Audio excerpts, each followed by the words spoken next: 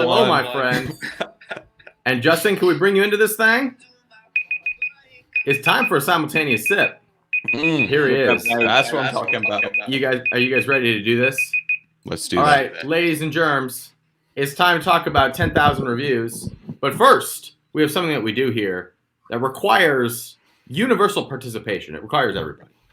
And it's something that we like to call the simultaneous sip. Although here, in our capitalism cult, I think we're going to have to get our own name for it. We're starting to get some pushback for stealing this from Scott Adams. So, for now, grab your cup, your mug, your glass, your chalice, your stein. I've got a stein.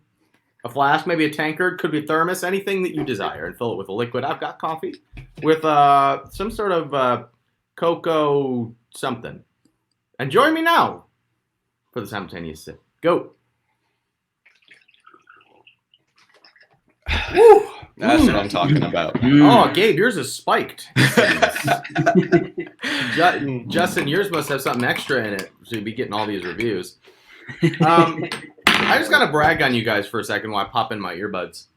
You know, Gabe, I think you undersold the Rockstar team that y'all have over there. I mean, we've gone through one exit. We have a that all are doing well. Your company has continued to grow year over year. You guys have a team that is really tight, and you guys are super young and still figuring everything out, and yet you've done really well for yourself.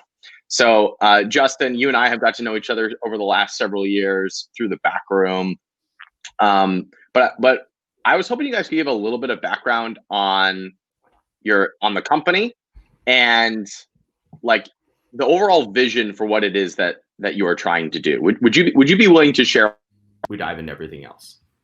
Yeah, absolutely. So Jeremiah and I started Roam about 5 years ago in 2015. Wow. And yeah, Jeremiah obviously is not on the call today, but he's here with us in spirit. So it's an adventure lifestyle brand. And we were just really passionate about, travel, adventure, things like that. And so we just make products for people that live an active on-the-go lifestyle. And since then, we've been able to grow the brand to a multi-seven-figure brand. And we've been able to do it through strategies that have kind of been tried and proven. Jeremiah, he also has done this in other businesses, like you mentioned, Ryan, and he's been on your podcast, and he's had another business that he's exited. And so now kind of the vision for Roam is to really just provide some of the best customer service out there and some of the best value for our customers out there. And I think people underestimate how much that can build a brand, and it can also build your products. And then the vision for the company is to kind of set it up to continue to flourish and then sell it in a few years. So yeah, Gabe, what I thought was interesting about the video that you put together that walked everybody through the SOP was you kept saying over and over again, like the goal is to just overwhelm the customer with a good experience. And you have mechanisms for doing that. Like you made some sample copy that you use ManyChat to fulfill, and you have like certain strategies that you use to overwhelm them. But the overall strategy is overwhelm them with a good experience, and some of them will leave reviews, and do that at scale. And you have yourself a company. It's really funny because this is actually the same strategy that Starbucks does. And I come from Starbucks. I worked there for like 7-8 years. And they do the exact same thing. So when I came on with Roam and saw that Roam was doing this, it all just made so much sense. Now, like that can transfer to online. Yeah. So explain to me the different roles in the company. Gabe, what is your role versus Justin's role versus Jeremiah's role, and who else is on the team? Yeah, for sure. So I am the chief project officer. So I pretty much implement the ideas that they come up with. So Justin, he is the COO. So he is pretty much in charge of managing me, making sure I'm doing everything I'm doing. Technically, Jeremiah would be the CEO. Right. I always get those confused. So Justin is the CEO. He's still in charge of managing me, making sure I'm on task, making sure I'm still doing what I'm doing. Jeremiah is the COO. He makes sure that we're profitable, make sure everything's running smoothly. They tell me what to do, I implement it, and we love it. That's great. Yeah. And Justin, actually, if I could speak to the structure of the company a little bit, right now, how it kind of looks is like it doesn't, the titles don't really matter so much, because it's like Jeremiah and Gabe and I, you know, besides Jeremiah and I being the owners, it's kind of like all, if you were to think of it as like a board of directors or whatever, it's like me, Gabe, and Jeremiah, and we're running the company. And we were looking at the growth pattern for the company the other day, and we were like, you know, for where we're going and where we're headed, the rest of the company is then virtual assistants. So it's like us three and then virtual assistants, and that's kind of the hierarchy. And we really don't foresee that changing. You know, we might add a few more VAs, but it's really a simple structure, and we kind of all keep each other accountable. We kind of all have maybe little different nuanced things that we do. But yeah, we're kind of just all running the company from the standpoint of like, it's us three, and then we hire out and subcontract the rest. Okay. And the strategy that you're using to get thousands of reviews, was this used over in the previous company that was sold and was brought over, or has it been refined and changed since It's then? been refined and changed over the years a lot. Okay. Obviously, Cool. 5 years ago, incentivizing Yeah. reviews was okay. So, but still the principles still apply. Yeah, makes sense. And Gabe, you said something interesting in the video, which was talking about how some products take a really long time to ROI under this thought process because you are giving so much to the customer. So that can scare some people. It can also scare away competitors.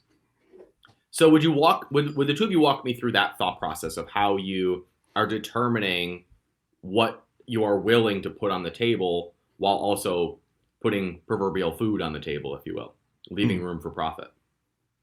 For sure. Justin, you want to take this one? I feel like you're going to have a better answer than I will for this, to be honest.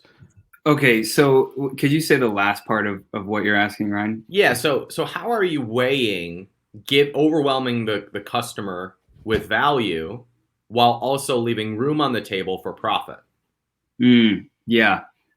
I mean, I guess it seems like a straightforward question, because in my mind, it's just like provide a product that performs and treat the customer like you actually care, right? So it's like, it always seemed like second nature, I guess, to us.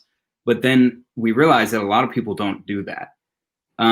So when you're in the product phase and you're choosing a product, hopefully you've left room for margin, because I've also seen some people go the other way where they just make this crazy expensive product that they can't afford to sell in their marketplace. So before going into a market, you do need to make sure you can provide a high quality product that still has room for profit margin and things like that.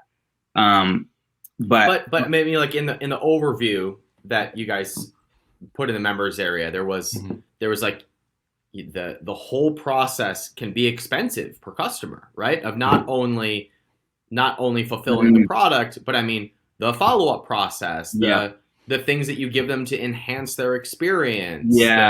Like all of that can add up. So are you in some way, are you kind of working into your calculations that not everyone is going to become is going to eat into that profit margin? You're going to have what we might call breakage or spillage. Yeah, upfront. Okay. Yeah, you just got to be ready for that. That was something when I first started 5 years ago, I had a really hard time with, because you would just lose so much money up front. But then once I saw the results that it yielded over time, over a matter of even a few months, it was like, oh, okay, this is worth it. This is the upfront cost of starting the business, you know? So help us understand that. Like, for those of you watching, I mean, the whole strategy and SOP is in the members area. So like, we don't need to walk through every step of the process, but Justin, help me understand what you just said, that when you see the results kick in, it settled that part of your brain that was like, this costs money, this is expensive. What results, and when did you start to see that relax a bit? Yeah, and And the best way I can describe it is actually something you used to say that I remember from when we first started was the further you can go into the red when you start, usually the better results you'll see. So you start to see the results once you start getting momentum, because it's, especially if you're selling these products exclusively launching on Amazon, you have to get that momentum, and that takes time, and it takes real sales. So once you're paying for advertising, if you guys have looked at the SOPs, you're paying for all these different forms of advertising through PPC and Facebook. But then once your product starts to rank in Amazon's algorithm through those ways that are more organic, and that's when you start to see the results, and then you start to see the organic sales come in, and then you're like, okay, this is paying off. That makes sense. So the really expensive part is that upfront buffer period. Yes. Where you're paying money for advertising, you're in what we call the grind.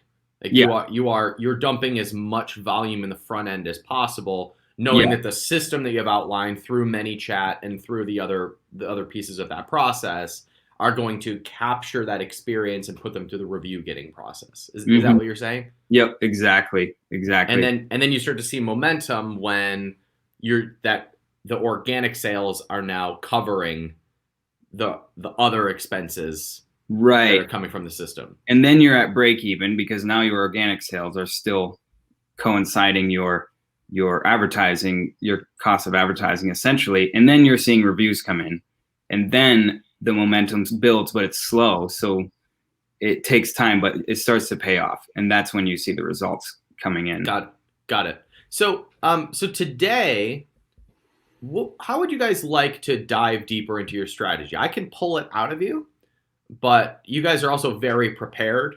So do you have something? Do you want to lead the conversation, or would you like me to lead the conversation? Honestly, I think we could do this. I think we got this. All right, cool. Yeah, we kind of outlined this whole process. So for those of you who haven't gotten the SOP, first off, you should absolutely do that. It's really pretty in-depth, comes with visuals, really well done. But for those of you who haven't looked at it yet, I'm going to give you a quick overview, and then I'm going to pass it over to Justin. So the overview of the process is that we deliver value and velocity. That's what we call this, the value and velocity principle. So the idea is that the more sales you get, the more likely you are to get reviews. Super simple, super logical, straightforward. But then the downside is if you only focus on increasing your sales and leveraging sales, you're not leveraging positive reviews. You're increasing the likelihood you'll get reviews, but it's no guarantee that they'll be positive. So that's where we add the value. That's where we add a obscene amount of value to our customers. So that's the overview of the process. And then Justin's going to explain the velocity side of this. Yeah. So yeah, I guess it kind of starts with the velocity, doesn't it, Gabe? 100%. Yeah. So essentially, it's like the chicken egg theory. You need sales to get reviews, and you need reviews to get sales. So kind of, I mean, Gabe, how this process really starts, when you say it really starts with first paid advertising. And that's where you're getting the sales. And you're offering, obviously, if you've looked at the SOP, so we won't get into details, if you're offering the discounts through Facebook ads, and then you're doing PPC, you're going to start getting sales. And the other thing that I think is really important, and this was really hard for me at first, especially launching your first product, is you have to put, and just for the beginning period at least, or if you're relaunching a product for that relaunch period, you have to put your price lower than you normally would, or what you are anticipating putting it at. We call it competitive pricing. So if everyone in the market is at $20, you come in at like $18 or $17. And Justin, this is like Amazon philosophy specifically. This is specifically, yeah. That's what we're talking about today, right? Because just for context, right? We are now talking about Amazon management, not necessarily business management. So when you are launching product and the goal is to maximize the volume from Amazon, what is being said is you come in at a lower price at the beginning in order to get volume, or what we're calling velocity, through the system, and allowing the process to bring those initial sales into a review getting process until we can then go into more of a brand building or business building mode, Right. which would be higher prices, more of a moat around your competitors, more audience building. So I just wanted to add that nuance, because I know some people have read my book and are looking at it from a brand perspective versus Amazon management perspective, and those are two different mindsets, and they both are great. Yeah, absolutely. And the other thing you got to think of is when you're launching that product, you have no social proof. So especially if you haven't built the brand outside of Amazon first. So you kind of have to prove yourself a little bit and be willing to give people that discount up front in order to get those sales. So that really helps to get that velocity, because now you have the advertising kicking in, you have all those things happening, and you're at a competitive price. So people are willing to give you a chance because you don't have as much social proof. So the buyers are scrolling down page one and they're like, well, this person doesn't have as many reviews, but their price is good and the product looks really good and they have great photos, because hopefully you have good photos and all that, because that contributes to the value piece of it. So and then you're gaining velocity through that, and that is kind of something that is just there because you have your price lower. It's giving you a little bit of an edge. So that's how you're kicking things off, right? You're getting some velocity in the system. Mm-hmm. You've got pay-per-click ads, and you've got a lower entry point, a lower entry price. So Justin, it makes a little bit more sense, and confirm if I'm following your thinking now, that when you kind of got into this, there was a little bit of like, this is expensive because you've got a low price, so you got less profit. You're building a great listing, and you're running pay-per-click ads, and you've got this system running in the background. Mm-hmm. It would make sense for someone to look at that first coming into a business, being like, how do y'all make money? Yeah. Oh, absolutely. And I especially, like, you put all this hard work into developing the product and making sure it's good. So you don't, like, it's like an ego thing. You don't want to keep it at a lower price than what you believe it's worth, but it's just for a time, right? And I think it's important to mention the time when you'll know it's right to up the price is you do it slowly and incrementally. But when you have more reviews and you are ranked better in the algorithm on the keywords that you're targeting, like your top 1 or 2 keywords, that's when you'll know it's time to start upping the price. And you do it incrementally and you watch how it responds. Like, does it fall down in the algorithm, or does it stay ranked where it is? Because you really want to keep whatever rankings you built up. Now, a quick question for you, Justin. My approach to this would change if I had an audience that I was launching to, and I think you started Rome with no audience. Yeah, you just started taking sales. So I'm just curious if you share in that analysis that if you had, if Gabe all of a sudden decides he wants to be a snowboarding influencer and has 100,000 people following him that are active, and he starts posting about Rome at the beginning to get initial sales, would you still follow the same pricing and Amazon management, or would you just run the review getting process in the background of Gabe's influence? If I were doing that with an influencer, I would still do the same process. Interesting. Tell me why. And Gabe, you're nodding too. On Amazon specifically, unless I was launching on website, different strategy altogether, which I would even argue if you're launching to an audience, even on your website, still give them a discount if it's the first launch of a product, right? Because you're building that social proof again. But anyway, Amazon specifically, because you want every edge you can get, and you want to like catapult that product as far forward in the beginning as you can. I see. So I would, because it all translates into ranking, into the algorithm, and to getting reviews. And in Amazon's eyes, if let's say you want to have your product at $25 and you set the price to $18, it's still going to count as a full price sale in Amazon's algorithm, whether it's 18 or 25, because it's whatever you have it set at. It's the discounts that aren't going to weight as heavy in the algorithm. So that makes sense. And Gabe, you were nodding. You can get. What would you add to that, Gabe? I was just agreeing with that. The whole idea that, like you were talking about, if you want to really succeed, especially on Amazon, then the further you go into the red, the more likelihood you would be to shoot forward and make this successful. And so I feel like the same principle would apply here, that yes, if there was a big influencer, absolutely leverage that. But I wouldn't personally, I wouldn't say, let's raise the price, or let's be a normal competitive price or normal price, as opposed to being a competitive price, just because we still have the influencers. I would say, let's just double it up.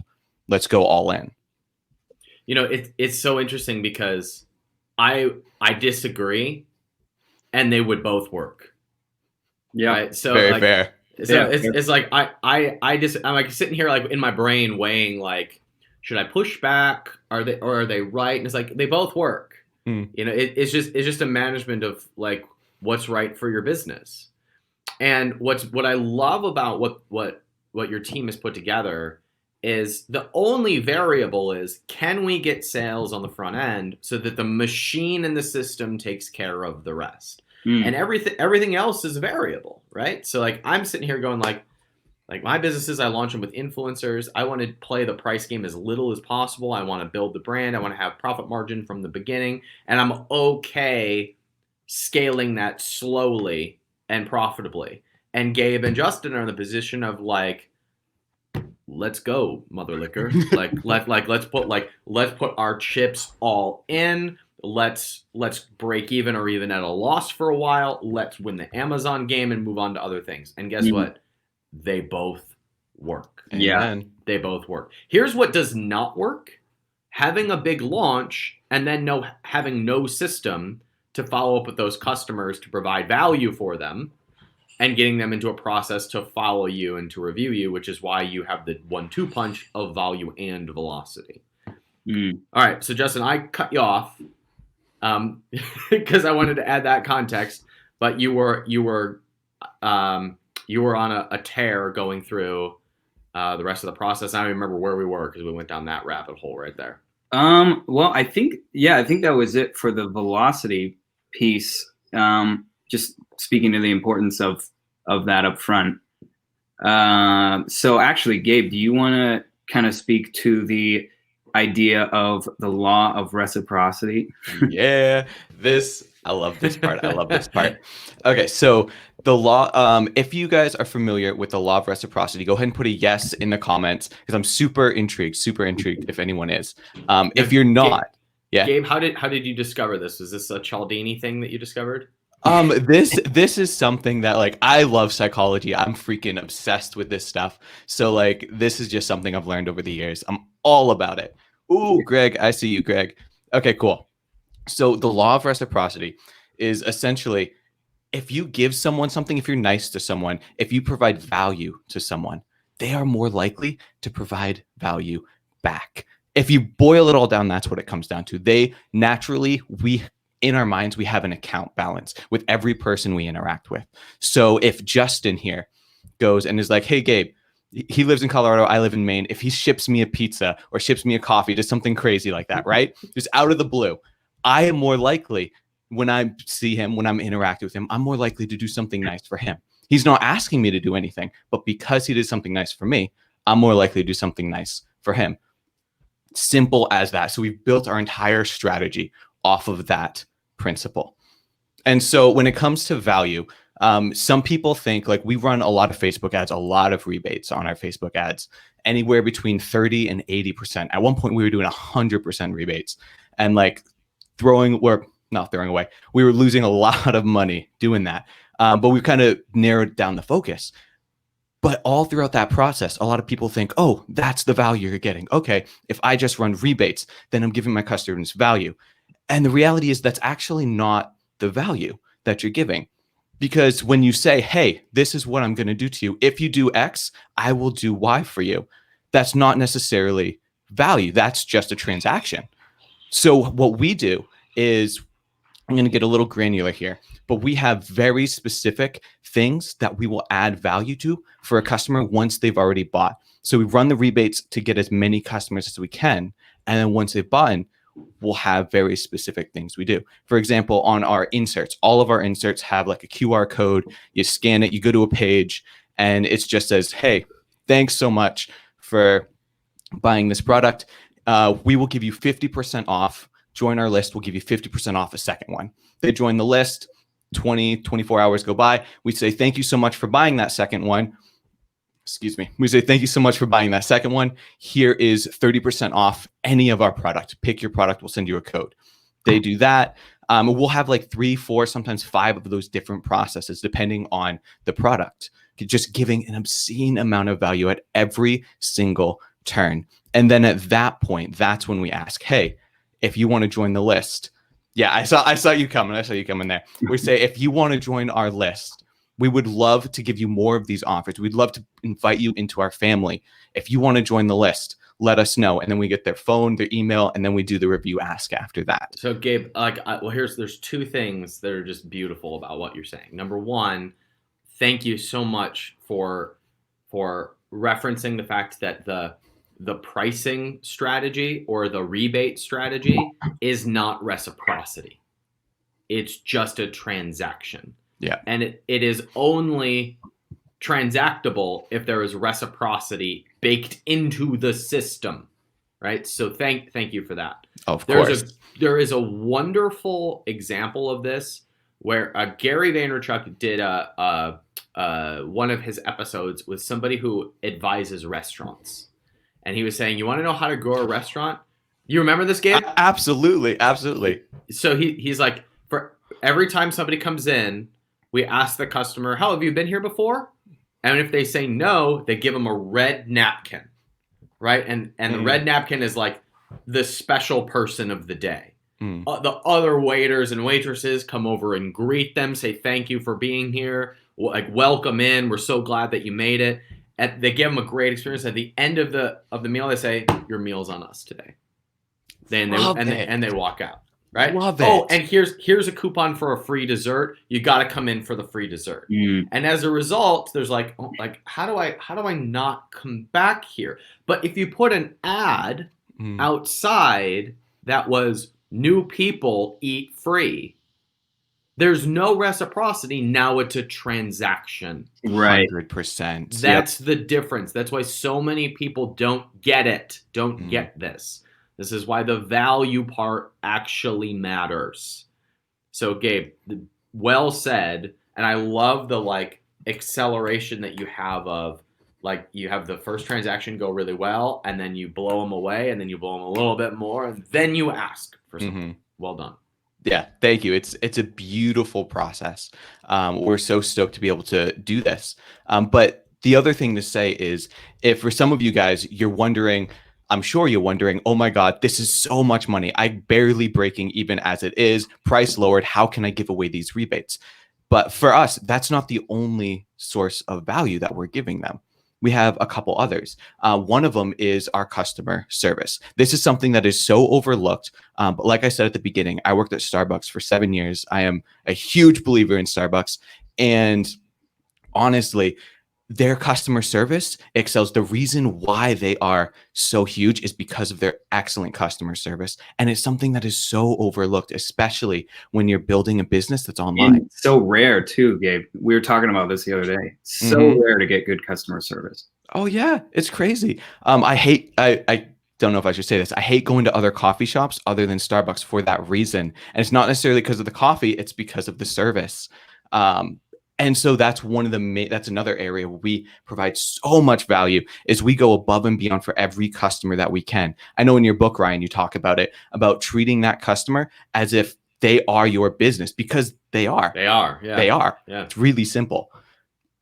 So we go through that whole process. We give them a ton of value, whether customer service or different rebates.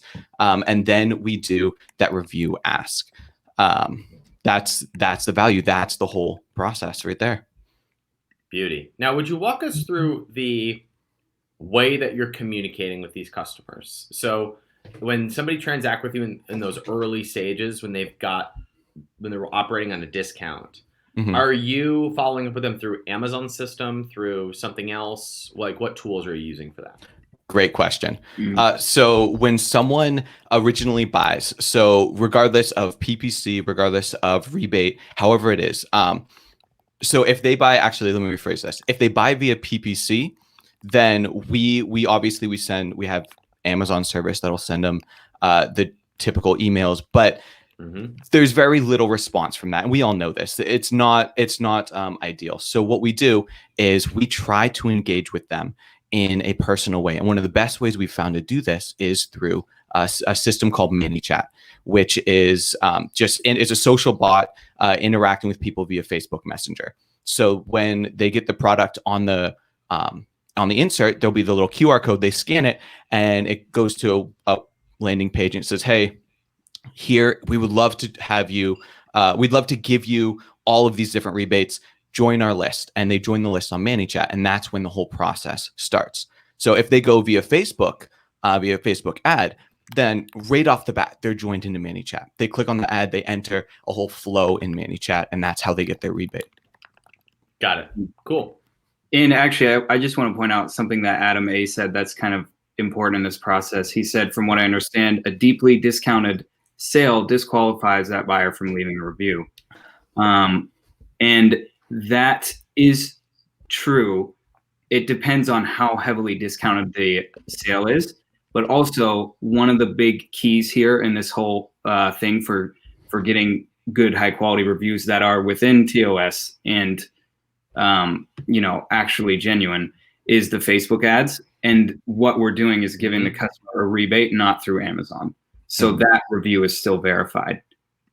Meaning the rebate can come after the purchase. Yeah, it comes after the purchase. Yeah, sorry for clarifying that. Yeah. But also you're testing different rebates, and you're testing different offers, and you're testing different things throughout the value ladder. Yes. That aren't necessarily just get cheap stuff. Yeah, no, it's not 100% rebate. Yeah. And then it's all different kinds of 30%. And on us, not through Amazon system, where we, after the sale, go to the customer and give them that rebate that we promised them, which they're okay with because we let them know that up front. Yeah. So let me recap the process as I'm hearing it. So you launch with whatever it takes to get velocity. And from a cold start, that means a discounted price, some Facebook ads, and Amazon pay-per-click. Whatever can feed the system with sales and transactions, which, by the way, this is the exact same process that we've talked about with Travis Killian on the show, which is just at the beginning, we stuff the system with as much as possible in order to get Amazon to take us seriously, to rank for keywords, and to get momentum moving. The second thing that you do is you have customer follow-up processes where you're using ManyChat and email follow-ups, depending on where they are in the system, to overwhelm them with value and a quality experience with both your interactions, with what you're giving them, and also with the overall just customer experience and customer service. And then deep in the process, you're asking them to either get plugged in and or to leave a review. And doing that enough over time with enough volume is how you're getting thousands of reviews on your products. Yes. Did I miss anything? No, you didn't. I just want to highlight the two different ways in which you're getting reviews to start. The one that's going to be more upfront in the beginning is from the Facebook ads. That's where the bulk of your reviews are going to come from. Not because you told the customer if they buy it or if they leave a review, you're going to give them a rebate, but because you're building that law of reciprocity. And I know, Ryan, this is something you talk a lot about, and just harboring that goodwill toward the customer. And then because you have their contact information directly, because you got their information to start, you can just say, hey, would you leave a review? You don't say you don't really, there's different ways to go about it. I won't get into that, but yeah, that's where most of your reviews are going to come from because you get to ask. But then because of that velocity piece and you're getting sales and your product's good because you've added value on that touch point as well, then you'll get reviews from there as well. So that's What was the ding ding? I was ding you like, just preach did? it, brother. He was talking about the other way to give value isn't just, again, through rebates, isn't just through customer service. There's 1,000 ways. And what we probably should have said right up front is the most important is your product has to be freaking amazing. Your product it has to be the best within your price range. It has to be top quality. If your product is crap, if this was back in 2015 and you're just putting up something, whatever you can, and you're putting up crap, you're not going to last. Or you'll get reviews and it'll all be 1 or 2 star reviews and it'll sink your listing. That is one of the best ways to provide value. And just one point of clarification, Justin, you said that at the beginning, that initial part comes from the initial roost come from the Facebook ad. Yeah. Is that running Facebook ads to the people who bought on Amazon, or what did you mean by that? Yeah. Good clarification. Well, Gabe, actually, why don't you talk about that a little bit, the Facebook ads? I got you. So we run 2 different types of Facebook ads because that's a really interesting question. So we do, well, actually, technically 3 types. So we run Facebook ads to people who are just like our audience, our lookalike audience. We also run Facebook ads to people who are interested in deep discounts. That actually gets a lot of people going through. So in the beginning, the other reason why this strategy works that we actually don't really touch on in this call, yes, it works to get reviews, but it also works to help rank your listing. Because every time through ManyChat, when they click on the URL to go to your list, we'll have it indexed or we'll do a search find by. So it helps your listings rank, especially when they're brand new. All great stuff. And so doing the deep discounts, we love doing that because then people are just running through it and that's less about the review, but it's more about getting it ranked and then letting Amazon's system take over. And then the third type of audience that we attack is the one who are interested in our type of product. And where's the audience coming from? Like, it's specifically because that was one of the questions, right? We're essentially just doing I can't think of the word right now. Well, lookalike audiences. That's how we're getting from previous purchases. Yeah, from previous purchases, or if you don't have any, if you're just starting, you can just basically do whatever you think your target demographic is and make a lookalike audience in Facebook that way. So what you said was the initial reviews will come from the Facebook ad. What did you mean that your initial sales will come from the Facebook ad? Meaning that you're going out and advertising to put people into the system and letting the system get reviews? Where I'm confused is you said those initial reviews will come from the Facebook ad. So is the Facebook ad running after the purchase to get people into the system, or is it putting people into the sales system so that your follow-ups get them to leave a review? Into the sales system. Got it. Okay, cool. Yeah. So you're heavy on Facebook ads in order to kick off the momentum to put people into that system that you've got to follow up with them, kill them with a great experience, and then get those reviews. Yes. Got it. Loud and clear. Cool. Are you guys cool to take some Q&A? 100%. All right, awesome. So I prioritize people who have their video on. So Mario, if you want to pop on your video, I will take you. In the meantime, Thomas Lancer, are you good to come on? Give me a thumbs up if you're ready. Now, I have never done 4 people on a split screen. This is a new experience. Let's try it. I don't even know if that's possible, but we're going to try it. Here we go. Oh, Ooh, whoa, right. y'all got a box. Look at that, everybody. Very nice. Love it. Welcome, What's Thomas. up? Welcome. This Thank is you, guys. the young white man's club right here. Look at this. Oh man, good to be here. So the question I have isn't directly related to the topic we're covering today, but so Justin and Gabe, I always want to thank you guys first because I know there's like a lot of people in here doing the physical products, and this is going to be like so helpful and so useful to them, scaling their brand and like getting that spot in the marketplace. So that's awesome. You guys are coming on here and doing that. But question directed at you, Ryan. So over the past couple of weeks, I've been developing a high-end digital product. So retailing for $1,000 is the first iteration of what I'm planning on it. And I have no list, no audience. And basically, I wanted to get your take on if you're in this position of you have this high-end product that's worth this and even more. and you have no connection to audience, what are your first steps, and what would you do to launch that? Yeah, so I mean, the first of all, do you have case studies or customer stories that could kind of prove the value that your course is going to bring to people's lives? I don't have those yet, no. Okay, so you have a digital product that you're coming in cold with, right? Mhm. All right, so I'm going to give you the same really awful, hard advice that a mentor gave me, which is you need to launch to a very, very, very small group of people, punt the price, and only focus on results for a while. So, like for example, my right-hand woman, Inez Manziano, just did a weight loss product, and she's kicking things off by doing like her services are worth thousands of dollars. She did a $125 deposit refundable when you complete the 10-week challenge, because she has no public track record to be able to run off of, and in the long run, meaning a year from now, that track record will be the best conversion source for her than anything else. So you coming out of the gate by saying, how do I launch with 1,000 people or with $1,000 course with no track record? You've either got to come up with a great webinar and run traffic to the webinar, which you can do, by the way, but I would suggest that for the next 3 months, you take you create an irresistible offer that gets people into your system, just like Gabe and Justin have a system for killing people with a experience.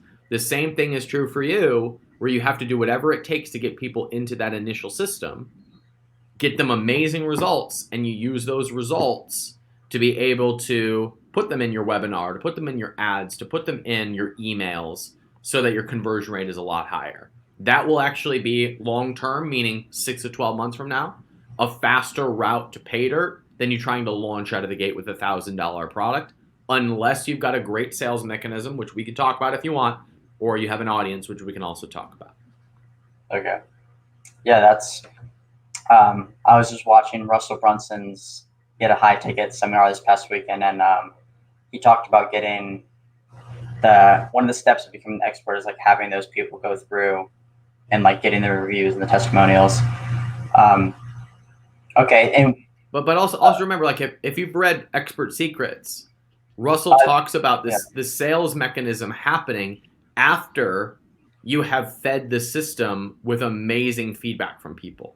Now that could be as simple as, and this is just audience building 101, putting people into a Facebook group and teaching some stuff and getting amazing feedback in the comments and in the posts, and then doing a launch to those people.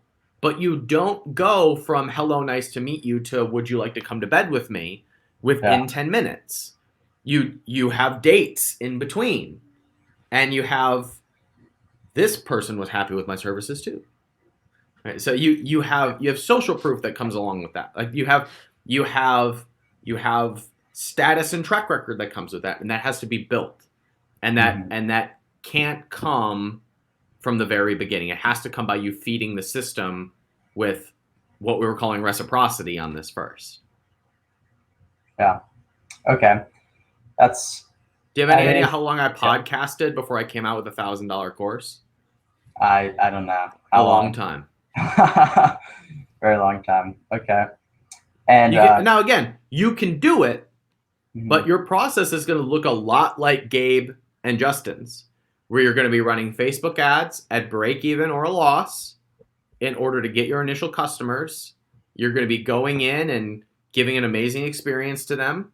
You're going to be using those results as your retargeting ads, and it's going to become a system that builds over time. But it doesn't go from zero to taking $1,000 sale out of the gate unless you have an audience or unless you've got a great sales mechanism, both of which take time and work. Okay. Thank you, Ryan. That's you bet. Helpful, man. Very helpful. Thank you, guys. Good. And thank you, Gabe and Justin, again for giving this value to the community. Thanks for joining, man. Yeah, thanks for being on. Good to see you, Thomas. You too. I would really like to get a female in here. So if you're in the 1% and I am giving priority access to to females, since we are a little testosterone heavy over here. A little bit. Just a little bit. So if I sent a text to the community, you've got a link to come back here if you would like to come join. Gabe, you mentioned that you came from Starbucks, very different business than what you are doing now. Did you go from Starbucks to Rome, or was there an in-between as well? So it's funny that you say that. I was working at Starbucks, worked there 7 years. And during my last year or so at Starbucks, or during about 2 years, I saw all the results. I saw Maya. I saw my little Jeremiah. I saw he was killing it, and he was becoming the kind of person I have always wanted to be. And I was like, you know what? And I'm like, he's doing something, and I want in on that. And I realized it was more about the entrepreneurship, less about the business style, but more about the entrepreneurship, the community. So then I took about a year to 2 years, deep dove, read almost 200 books. Jeez. I listened to about 2 or 3 a week. I absolutely love it. I went crazy in, but I did that in order that I could provide value, because I knew if I want to be in the entrepreneur community, I know nothing. I was a musician and I was at Starbucks. I'm like, being an online business, I know nothing. So read a ton, got myself in a good position, did some consulting with some e-commerce businesses, and then Rome took me on. And when Rome took me on, I left Starbucks. Simple twist. What was the consulting work that you did in between? I helped my other family. You've met my parents. I helped them grow their Amazon business. Okay, great. Yeah, exactly. So they were going through some struggles, and so I helped them push through and develop a similar system for them. Yeah, Justin, you were gonna say? Yeah, just to brag on Gabe a little bit. We actually took him on as a subcontractor at first, just doing work here and there. But then he was working out so well that we were like, all right, dude, like we need you on full time. So we just kind of worked some stuff out and brought him on full time, and it's been awesome. So yeah, I have a little hiring tip. I have experienced that everyone on my team and everyone who stays long term, I do a test with first, and then you decide if you want to get married. Yeah. Everyone that I like, the hard fires, the like, I thought it was going to work out and it didn't, were all people that I hired cold. They started and then it didn't go as expected. And that's everyone had before Gabe. Yeah. Exactly. Yeah. That was like a recurring thing, right? Where it was like, you're trying to make this work and it isn't working. And we way overpaid and our guy was way under delivering, and we're like, why isn't this working? Why isn't it working? So yeah. Understood. So Gabe, the reason I brought up that transition is I was curious what you saw as the crossover between the two of the Starbucks world and the e-commerce world. And what I'm basically hearing you say is that if you bring that world-class experience into even a competitive space like coffee, you create a unique value proposition in the marketplace that helps the company grow. 100%. Cool. 100%. Yeah. I mean, Starbucks coffee is good. They do have it nailed, but I think most people go because of the experience, whether it is the customer experience or it is the ambiance, like the buying experience of being there. And that's how they build a world-class brand. It's 100%. I get why people have a problem with like corporate coffee and stuff, but it's really hard to find service that matches it. Right. Okay, Maria, give me a thumbs up if you are ready to come join us live. All right, let's do this. Hello, Maria. Welcome. Oh my God, are you at Starbucks? Hi. Oh no, you're not. Okay, sorry. No, I'm from Costa I was like, that is so ironic. It has a Starbucks vibe. The whole country has a Starbucks vibe. Oh. Maria, what's up? What can we do for you? Yes, exactly. We are a lot into coffee. You're on a bit of a delay, Maria, but what can we do for you? Okay, thank you. So, and here's Gustavo. Hey, Gustavo. So Hey, how are you?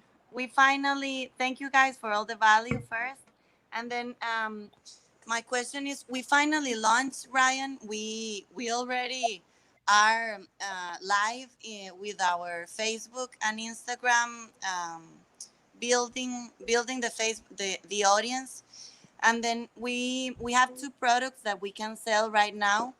One is like private. It's an info product.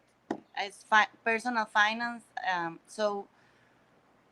One is a personal session with Gustavo, and he has like amazing reviews from people that has had in the past personal sessions with him, and it's so transformative. And that one is $300, like for a couple hours. And then there's a product that we are preparing that is going to be called like um, where the heck is my money going, or something like that. Is just budgeting. It's basic, but it's so important right now in this time of the economy everywhere, and it's also transformative. We have already the reviews. What's your question, Maria? How can we help? So my question is, so I already started the Facebook, and I'm doing ads for live sessions once a week. But I've been said that the Facebook ads are a trap, because then you have the followers, but the followers are not really seeing you because of the algorithm. So my question is, should I do a Facebook likes campaign, or is that no more of a resource that we should use? How often are you going live on your page? Once a week. Okay, cool. So whether it's likes or followers or putting people into a group, the only thing that matters is engagement. Likes are a vanity metric, and going and advertising for likes at the beginning can be an okay vanity metric to get in order to create some social proof or to drive comments and likes to a video. But the whole point is engagement. So the only thing we have to solve for is, how do Maria and Gustavo increase their engagement, and how do they focus on engagement, and whether that is driving more attention to the lives or it's driving more attention to the group. Wherever you're going to put attention, amplify that with your ads, and that's the only thing that we have to solve for. Got it? Okay. Yep. Perfect. Okay, perfect. Yes, engagement. So Cool. People making comments and those kinds of stuff. Okay. Yes, and just going all in on the people who are showing up. And if you do that, then you have no problem booking more of those consults and the things that you want to do. Okay, and then just one more question for the launch of the budgeting product. Would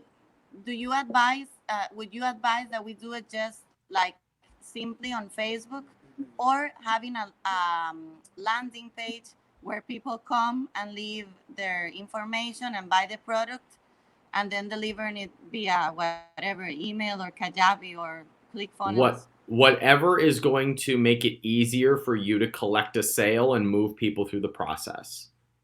Do that. Okay. Never delay the get money date. Cool. So it's not the landing page. Whatever allows you to move forward the fastest, prioritize that. Got it? Okay, cool. Yep. Okay. Cool, guys. Thank you so much. Thank you. Good to see you. See you later. Bye-bye. See you, Marie. Bye. All right, Oase, you're up next. Give me a thumbs up if you're ready for us. Let's do this. Hello, Oase. Hello, how you guys doing? What's up? Good, man. Good to see you. Thanks, man. So my questions are on Amazon. So to the guys, Gabe and Justin, when you guys were talking about a discounted price, was that the actual price, or was that the sales price, or was that like a discount to the price? Because there's 3 different ways you could do it on Amazon. No, that's a good question. It's essentially whatever your selling price is on Amazon. It's gonna, in Amazon's system, look like a sale price, because all their products are always quote unquote on sale, because they do what the retail price is and then what your sale price is. So it it looks like a sale is what I'm trying to say. If you've never seen it, if you've seen it, you'll know what I'm talking about. Yeah. That's our just the price that we put the product at and we set it at. Okay, so it's the sale price. So you've got like an RRP, whatever that is, and it's the actual sale price is the thing that you can do it low initially, and then you gradually increase it over time. Yeah. But that price is the actual price they're paying. Yeah. You're not gaming anything. The actual price that they're paying is what you are adjusting. Yeah, exactly. Cool. Thanks, guys. The other question I had was around customer service. So you guys mentioned you do extra things for great customer service. So what are these extra things? So what are said extra things? So I'll kind of field this one. So some of the things we'll do, like we said earlier, all the different rebates. So sign up for a warranty, or discounts rather. Sign up for a warranty, you get X amount off. Sign up for or buy a second one, you get X amount off. Cross sell, get X amount off. All of those things, except they're really great for a customer. Even that is customer service, because in their mind, it's like, oh, I did nothing and you're just giving me a discount just because you like it. At one point, actually, Justin, I'm pretty sure you may not know about this, but I'm testing a flow right now where I'm saying, hey, you bought our product. That's great. As a thank you, just as a pure and utter thank you, we want to give you 30% off this product. And the point for that is, one, just increase the lifetime value of the customer, but also it gives them exceptional service in that sense. So those are some of the ways we do it. Other ways is we look at our customer and we treat them as if they are gold. Like, it's not necessarily that they can do no wrong, but it's that they are gold. They are the standard. Without them, our business wouldn't exist. So if they have a problem, we stop what we can and we help them. We're always looking at the feedback that we're getting, the reviews, any sort of information we can to improve our products. Every feedback that we get, we're always looking for it and saying, what are the little things that we can do to incrementally get better? Because that in and of itself is customer service. So it's a mindset thing for you, Gabe, right? Mm-hmm. It's a mindset that the customer experience matters, and so you as a team will do what it takes in order to ensure that that customer has a great experience. Exactly. Yeah. And just what that looks like up front before you really have that much interaction with the customer is really just if you have your ManyChat flow in place, obviously that's all automated. But providing the rebate and things like that, it's done instantly. So the customer is not waiting. So they know that you actually care. And you're just the back and forth is really quick, obviously, because it's an automated messenger bot.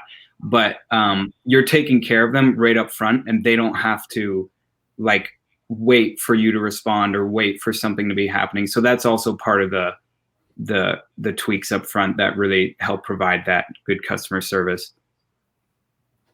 Okay, cool. The other question I had was around the Facebook ads using ManyChat. So I've got ManyChat set up similar to you guys with a QR code on the insert card. And that basically I offer them a free product once they scan in. But you mentioned that when you set up a Facebook ad, they automatically go into a ManyChat flow. Is that correct? Yes. So when they get the initial rebate, not necessarily from a QR code on the insert, but if we're gonna do the velocity side of running rebate, they'll click on the ad and it goes. We have it routed to go right into a ManyChat flow. And it's actually, if you have more questions on that, I know in the SOP itself, which I saw the link in the comments if you scroll up, I actually have the actual flow that we use for our customers. I have a photo of it up there so you can see exactly what that looks like and exactly how, I don't believe the percentage conversions are on there, but you can see exactly what process that looks like. All right, cool. Thanks, guys. Thanks so much for your help and your advice. Really appreciate it. Dude, for sure. Good to see you, Wace. Yeah, you too, mate. See ya. Sam Leslie, I would love to bring you on next. You keep coming in and out. So if you've got a stable internet connection, Sam, give me a thumbs up and I'll bring you on for the last word. Maybe. All right, this is what I'm gonna do. I'm just gonna bring you on and see what happens. You ready for this? Here we go. Sam, can you hear us? Whoa, now you're just a black screen. All right, Sam, I'm going to come back to you when you've got a stable internet connection. All right, Lil just joined us inside of the green room. Good to see you, Lil. Lil, give me a thumbs up if you'd like to come on live. All right, let's do this. Hello, Lil. Hey. Good to see you. Hey. Hear me? Loud and clear. So, Justin was the first person I met at Freedom Fast Lane. Yes, I remember you. I was going to say.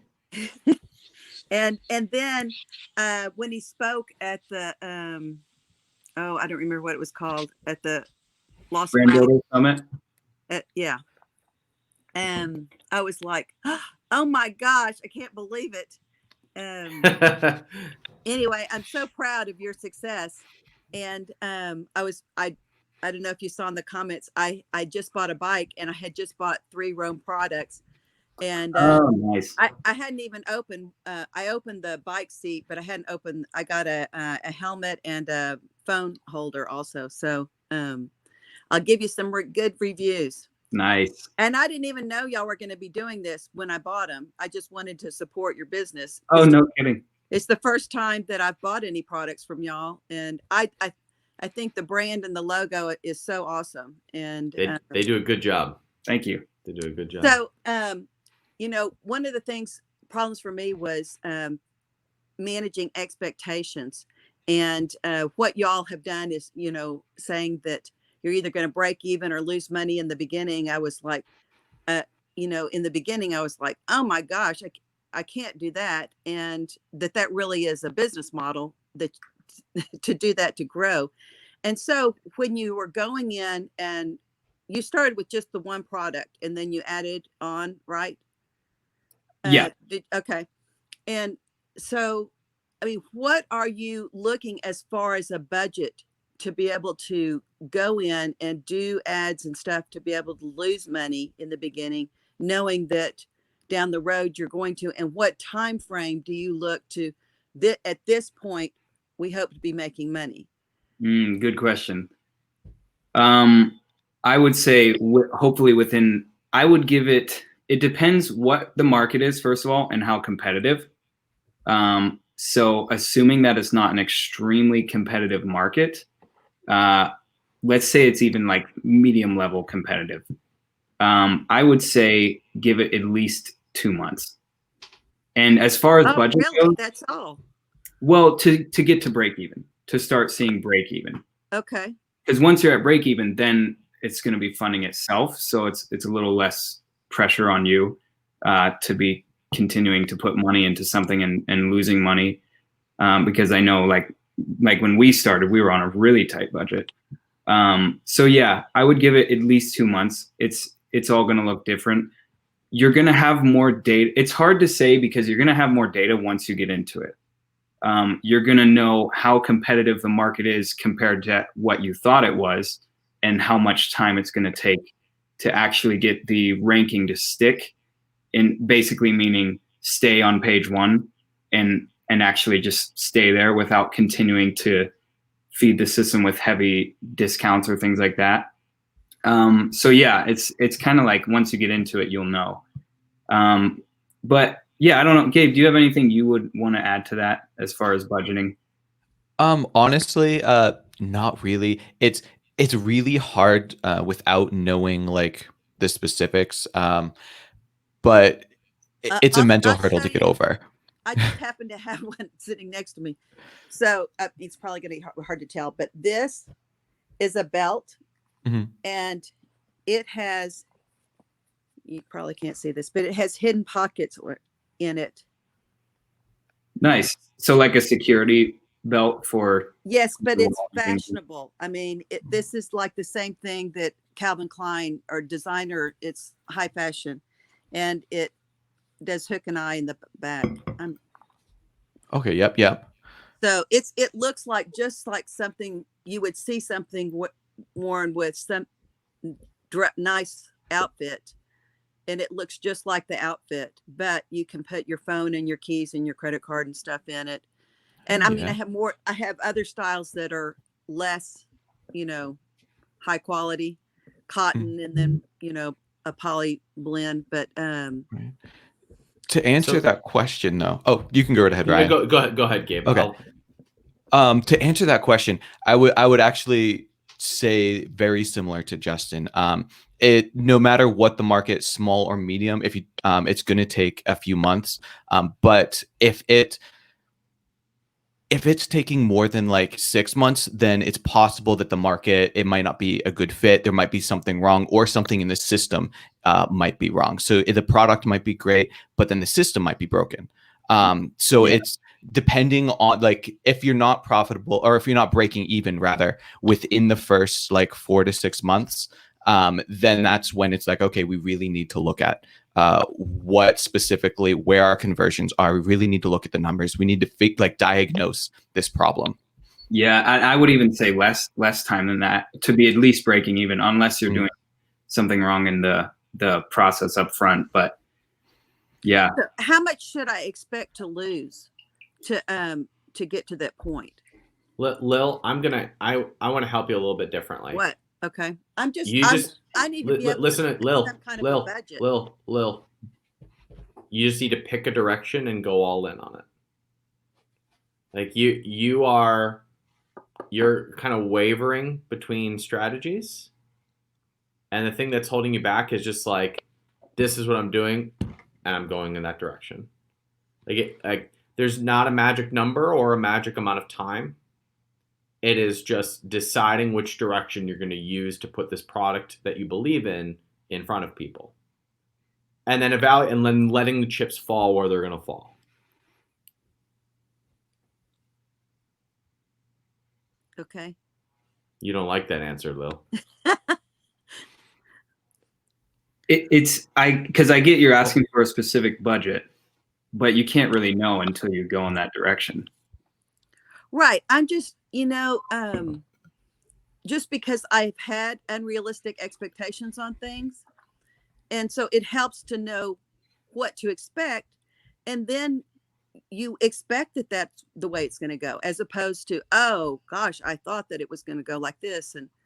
And so that just gives me some good feedback on what to expect. How many units are you selling right now per day, Lil? Well, I only have prototypes right now. So I'm trying to figure out how much I need to order in order to have them in, for Christmas. And so have you read the book, Lil? I am about halfway through. Cool. So here's your set of expectations. Order 1,000 units. Mm-hmm. If you believe that you can sell them over the course of a year. You run this process with 5 to 10 grand for 3 to 6 months until you're at 25 sales a day. Or you go out and you talk to other people with audiences and you get them to love the product until you're at 25 sales a day. But you pick 1 or 2 things and you go all in until you're doing 25 sales a day. That's your set of expectations. And then you move on to product number 2, 3, and 4. And then you've got $1 million business. That's your set of reasonable expectations for what you can do when you go all in on something in order to build a 7-figure business. Okay. You want it to be like, here's what you do to get this result. And that's why you're disappointed. Because you're used to looking for the thing that is going to give you X result. And then you're like, it didn't work. Expectations not met. Am I correct or am I way off? Well, this is not the first product I've done. And the first product I did, I ordered thousands and thousands. And so I am trying to change what I did wrong and do it right. So, and also, I have to figure out how much money I'm going to spend and how much. Well, hold on. What went wrong in the last product?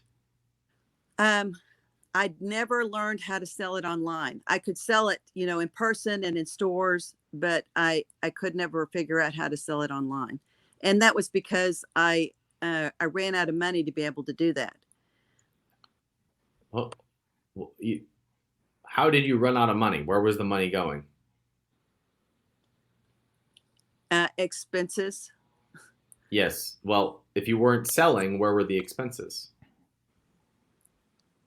If I wasn't selling, I was selling to stores and in person.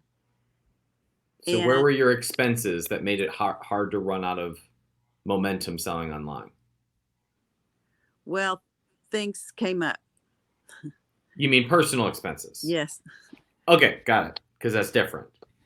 Because you don't have to go deep into the red in order to get the momentum that you need in order to put them into the review getting process. You don't have to do that at all. You could go slower. You could do free advertising. You could take the same conversation that you have in front of people and do it as a Facebook Live and get 4 sales and put them through this exact process and get 2 reviews, which gets you to 5 sales a day. Like, you can go slower, or you can go smaller, or you can partner with people, or you can pitch an investor.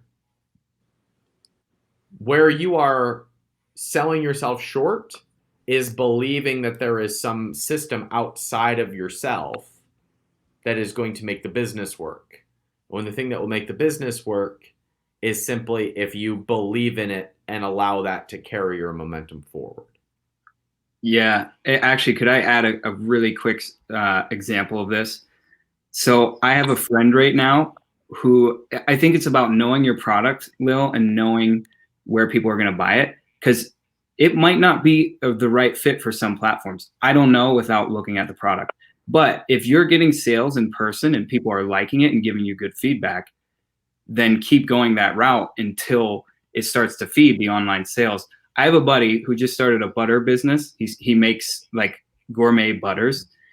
He has an online order form. He has sold over, it's been his first month in business. He sold over $1,000 in butter. He sells them for $7 a thing. And he has not taken a single online sale. And I know for a fact, if he were to launch that product online and rely only on online sales, he'd get nothing. Because he needs to build that product in person, because the product, the nature of the product is such that it's just not going to do well right off the bat online. But because he believes in it so much, he has literally sold like over 200 sales in his first month. Not a single one was online. So it depends how much what you want to do with the product. It sounds like you really believe in it. Oh, I do. And I think it's important to know if it's the right fit for a certain platform and how to go about marketing that. Because if the demand's not there on Amazon, it doesn't matter what you do, people aren't going to buy it. But again, I don't know without looking at it. If it's what on Amazon? I didn't hear it. If the demand for that particular product on Amazon specifically is not there, then you might be launching on the wrong platform. Okay. If I were you, Lil, I would be for sale on Amazon, and I would be talking about my product relentlessly on Facebook. Right. And I would have a list of 15 to 20 people that had followings of 5 to 10,000 people that I was sending handwritten cards to and sending them free product. Okay. And I mean, people within your network with very small followings that you believe could get the word out to a few hundred or a few thousand people.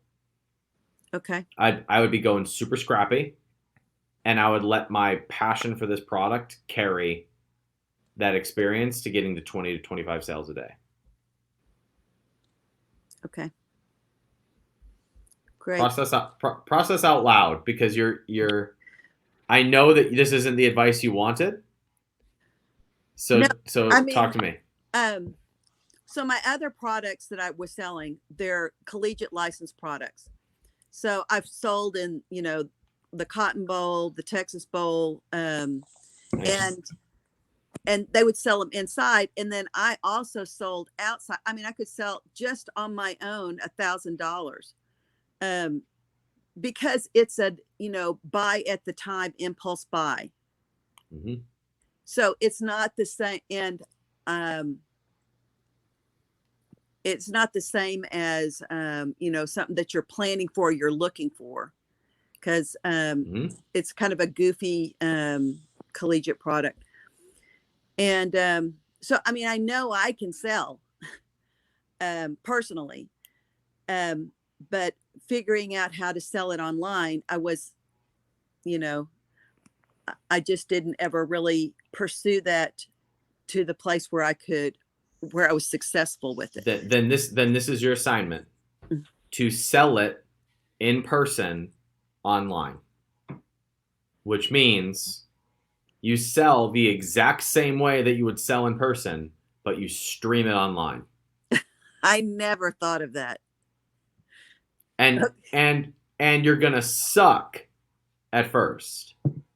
And then it's going to flip one day and be like, oh, this is the exact same thing as selling in person, except 100 people are watching live. Okay. Got it? Well, I'll tell you, your book, when I first got it, I thought I was going to be able to do A, B, and C each day. I was going to read something. I was going to be able to do what that was. But since I'm going to be manufacturing, it didn't follow that same, model that I have. In fact, you said, don't manufacture. But what does that mean, since you're manufacturing? Does that mean you're making the product? I'm having it manufactured. I designed it. Okay. So what is different? Well, because there's, as far as 12 months to $1 million, you have to order it. You have to, get it in then. And there was no way that you could do that in 12 months is basically what I got that you were saying. Sure, you could be able to start off with a product that you could sell right away. Well, could you order this product from the manufacturer right now? Yes. So what's the problem? I mean, actually, the last prototypes that they sent me, they need to be tweaked. They didn't do them quite right. And it's very, I mean, you deal with Chinese manufacturers. It has to be exact for them to be able to get it. You are overthinking it and perfectionizing it. Just go. Put it up for sale and go. Okay. Yeah, our product was not perfect when we started. It was a process. And when you're getting sales, you perfect it real fast, don't you, Justin? Oh yeah, when you're getting sales, then you're like, okay, we got to do this, and you've already sold through the other inventory, so you have the space to now perfect the next round. Okay. Lil, do a post in the group 2 weeks from now and update us on your progress. Okay, I will. All right, Thanks, good Brian. to see you. Good All to right, see you, Justin. Good to see you too. See ya. All right, Sam, we're going to try you one more time. Give me a thumbs up. All right. Sam, can you hear us? Yeah, I can hear you just fine. Can you hear me? All right. Yes, we can hear you. What's up, dude? You get the last word today. So looking at an acquisition of a one SKU business or one SKU business on Amazon right now. It was launched in January 2019. It launched with a lot of velocity. They were doing about 30 sales a day, pulling in about 35K a month gross. And they started dropping in the ratings. They went from about 4.5 stars to like 4.14 stars. Started losing a lot of organic momentum, and there wasn't a lot of the owners didn't want to reinvest back in the business. Currently, they have about 30K worth of inventory, and they're selling about 14K gross, and they're netting about $4,800 a month. Listening to you guys about, I heard you say something about a relaunch and using this strategy as a relaunch. I'm thinking I might be able to get it at a 2 multiple net at this point. And I was thinking I might need to relaunch it if it's a 4-star or it had a 4 rating. So just wanted to kind of ask you guys if that was something that you would, what you would think about that. Yeah. Oh, this is fun. This is going to be a good one. Have you, well, first of all, Sam, can you identify what they're doing wrong, what you think they're doing wrong? 1 hour a week of maintenance. Okay. Part and of it. They're doing barely any PPC. They have no direct response no direct response funnel. So I was going to build a direct response side of the business as well. So we'd have both the organic Amazon and direct response with copy. So they have two owners that don't reinvest back in the business. One owner runs it at 1 hour a week, and I just feel like they've just neglected it. So they just don't put time into it, really. Yeah. Yep. Nice. And it was selling more when they were actually caring about it and the product had a good rating. When they launched, so when they had about a 4.5, they were doing about 30K gross a month. Nice. Yeah. I mean, we just did this to one of the products we had that we weren't paying attention to. It dropped to a 4.1 rating, and just this month we saw it go back up to 4.5 overall, and it's doing really well. Using the strategy to relaunch it. We use this exact strategy to relaunch it. What's making me excited is that it is profiting currently, and that I can just pour that profit back into doing this strategy. So quickly increase the value.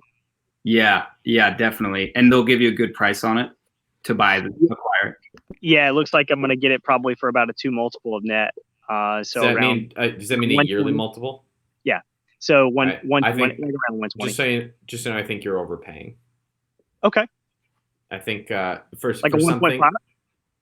I would actually for something that's doing under $1 million a year, I'm looking at a 1x net with an earnout. Oh, okay. Yeah.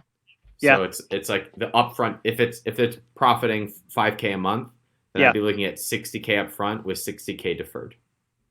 Okay. Yeah, and the earnout would just be a percentage of the gross or a percentage of the net.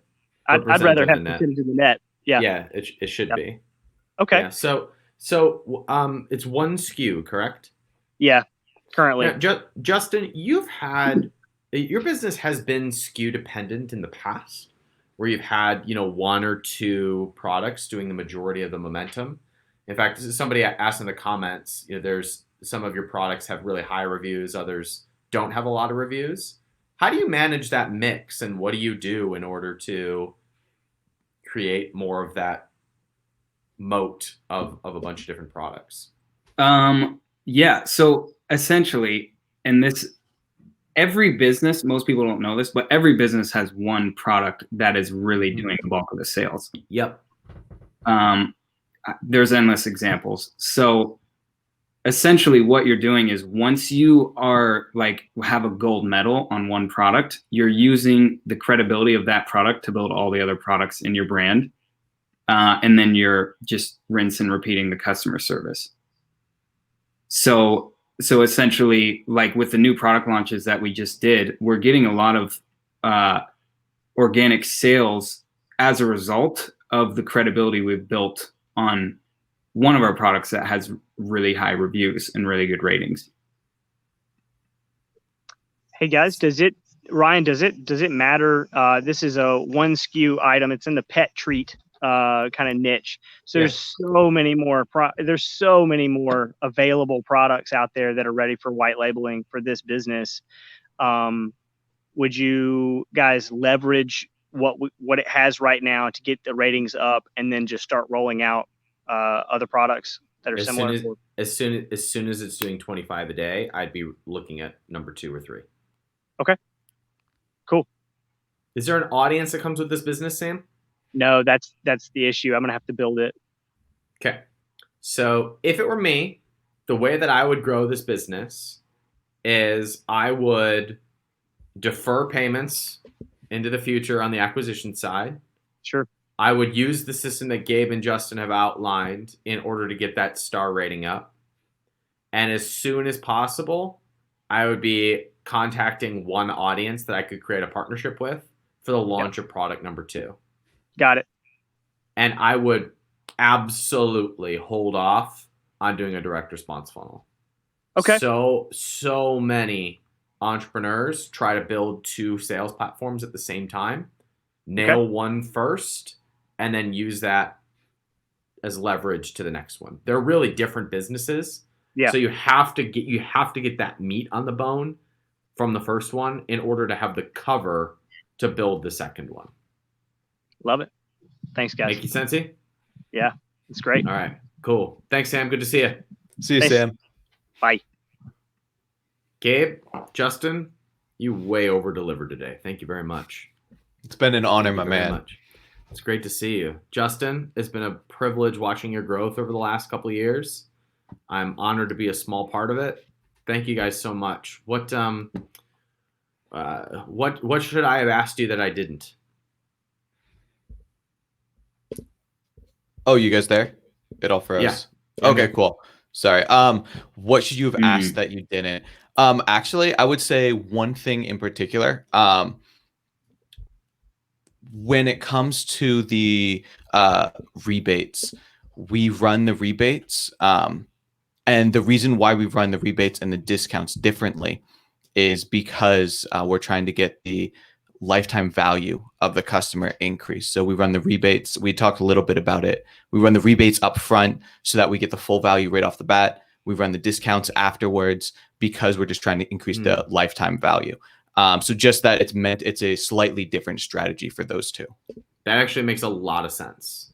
It's a lot of sense. What I really like I love that you just ended on a mic drop. Because the thing that you're highlighting is how you're able to increase the customer value from an Amazon sale, where most people look at Amazon as the end point, and now I got to get reviews in order to put more people into the system. Like they focus so much on the organic side that they don't ever think about increasing the customer value once that customer is acquired. And so you have this beautiful bridge between getting the customer and then keeping them on the same platform, but increasing the value from that right away. Thank you for that. Justin, is there anything that I didn't ask you that I should have? I don't think so. I think team building would be for another call. That's what's in my head right now. Yeah, I understand. How do you build a world-class team like the two of you have? Well, guys, thank you so much. It's been a joy to be a small part of your journey. Thanks so much for contributing to the group. It's great to see you. Yeah, you too, man. Thanks for having us. If you guys got value out of this, please give some love and some hashtags in the comments for Gabe and for Justin. Please go buy all of their products. If they release anything in the future, go buy it. If you're an acquirer from a multi-million or multi-billion-dollar brand that wants to buy an amazing team with a great set of products with amazing systems that you could plug into other businesses, you should reach out to Justin and say, I want to write you a really fat check to buy your company. If you are an influencer with an audience of hundreds of thousands of people in the outdoor space, you should start talking about their products. So these are two givers, and you should do what it takes to try and partner and serve and contribute value back to this group. Guys, good to see you. Thank you so much. Great to see you guys too. It's been an honor. Thank you. Yes, thanks, guys. Thank you, 1%ers. We'll see you next week. Take care, everybody. Have a great week.